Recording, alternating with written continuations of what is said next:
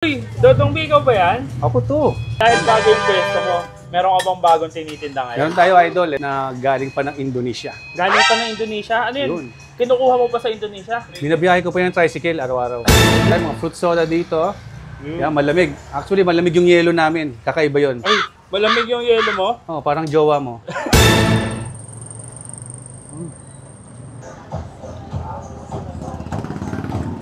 Nagsimula sa pagtitinda sa cart at ngayon ay may sariling pwesto na at dahil may pwesto na may mga bagong ino-offer siya. Tara, puntahan natin si Dodong B at alamin natin kung ano nga ba ang bago. Uy, Dodong B, ikaw ba yan? Ako to. Maayos ka ng pwesto, maganda na yung pwesto mo dito ah. Dodong B, dahil bago yung pwesto mo, meron ka bang bagong tinitinda ngayon? Meron tayo idol. Ito yung nasi goreng na galing pa ng Indonesia. Binabiyahe ko pa yung tricycle araw-araw. Ano ba yung nasi goreng, bossing? Fried rice yan na mayroong mga vegetable, may mga dried shrimp, at kung ano-ano pang mga pampalasa. Ah, yung pala. Dodong B, dahil may bago ka. Siyempre, kung may Dodong B, dapat meron kang Hungarian. Meron pa rin ba ng Hungarian? Meron pa rin, boss. Uy, oo nga, meron pa rin, siyempre. Hindi mawawala yan. Magkano naman pala yung bago mong ino-offer? Ito, boss, yung nasi goreng natin, napakamura. 60 pesos. Good for two na yun, actually. Pwede magpa-toppings ng hotdog, cheesy Hungarian, at saka meron tayong mga jumbo siomai, pork, chicken, beef, shark fin, gyoza, at saka Japanese dim sum. Grabe na. Bukod dyan sa nasi goreng at saka sa, syempre, sa sikat na Hungarian sausage mo, ano pa yung tinitinda mo? Meron tayong mga fruit soda dito. Yan, malamig. Actually, malamig yung yelo namin. Kakaiba yun. Ay, malamig yung yelo mo? Oh, parang jowa mo. Baka magalit. Kompleto na pala talaga yung mga tinda mo Kompleto dito, na tayo no? dito, boss. Wala pang bara hanggang panulak, meron na talaga. Meron lahat. Ayun. O sige, pa-order nga ako nung nasi goreng mo para masubukan natin yan. Yeah, boss. Yan yung medyo maanghang, di ba, boss? Yes, boss. Ayun, oh. Goreng ba, hindi ba yun yung lumilipad, yung tinotos-tos na gano'n? Pwede lumipad to, boss. Sa kisa may dadamputin. Yun, ang dami pala niya. May gulay, tas may dried shrimp pa, no? Dried shrimp yan, boss. Ang okay pala tong nasi goreng. Okay yan, boss. Parang ang nagkanin, tas may gulay ng kasama, no? Kahit hindi ka na mag-ulam. Ito pa. Yun, no? Ito pa. Kilala mo to, boss. Sino gumagawa nito? Ayun, no?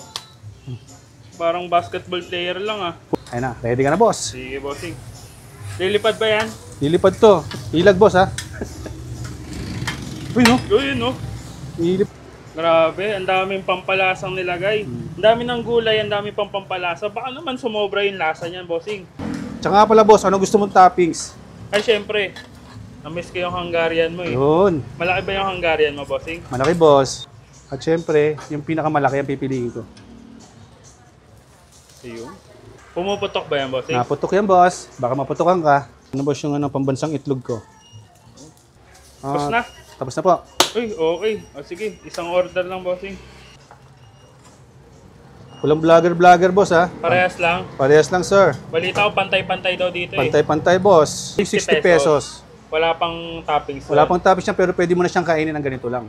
Mukha naman kasi ang daming gulay, oh. Ang Yes, daming sir. nakahalo. Tapos pag nagpa-add ako nitong Hungarian, tsaka nitong itlog, Kasi magiging ano siya, magiging 110, tapos add ang egg, magiging 125 lang. 1 na to.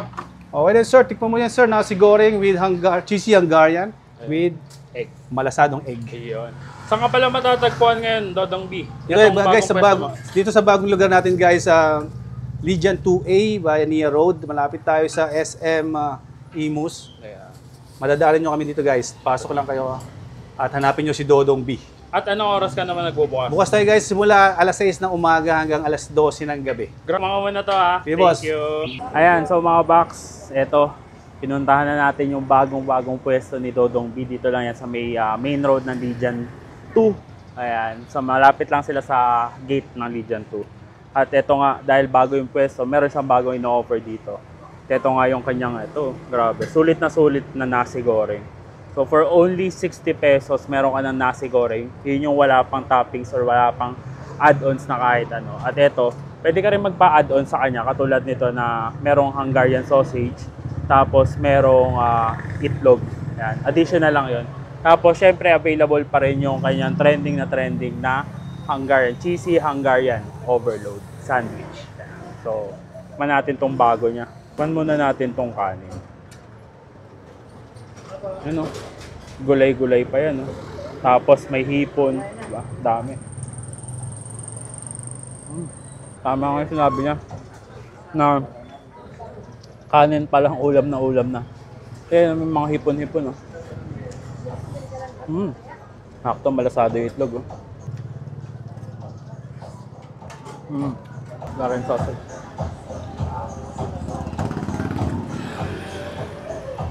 Tapos agad ng Hungarian sausage yung Dodong B. Cheesy Hungarian kasi siya.